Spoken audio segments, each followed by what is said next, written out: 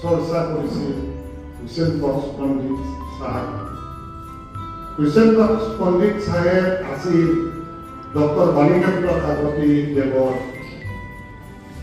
শিক্ষক, প্ৰাথমিক শিক্ষক। আমাৰ কাষতে লাগি থকা প্ৰাইমেৰী স্কুলখনত তেওঁ পঢ়িছিল আৰু সেইখনতে 1932 চনত এখন এমি মাদ্ৰাছা চলি আছে। তেতিয়া সেই সময়ত আমাৰ এই অঞ্চলৰ প্ৰয়াত শিক্ষানুৰাগী হুছেইন বক্স পণ্ডিত, ছাফল হাবিব আহমেদ, হাফিজুৰ ৰহমান চৌধুৰী, মহম্মদ বেপাৰী, মাহমুদ আলী বেপাৰীকে আদি কৰি বৈদ্যনাথ শৰ্মা, সতীশ শৰ্মা, কেতকুশী পৰমানন্দ, এনেকৈ এই গোটেই ভাৰতীয় অঞ্চলৰ মুৰব্বীসকল এই কাল্লাত এখন মিটিং কৰিছে। মিটিং কৰি এখন বিদ্যালয় স্থাপনৰ কথা আৰম্ভ কৰিছে।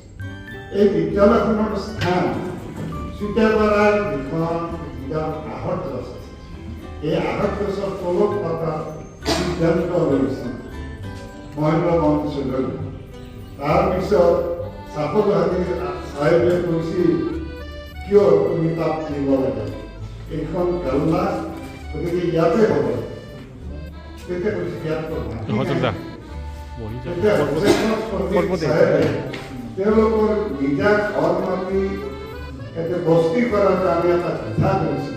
কৈছে মোৰ মাটিখিনি তেওঁৰ সেই পিঠাটো ঘৰ বস্তি কৰাৰ কাৰণে পিঠা কৰিছিল, সেই পিঠা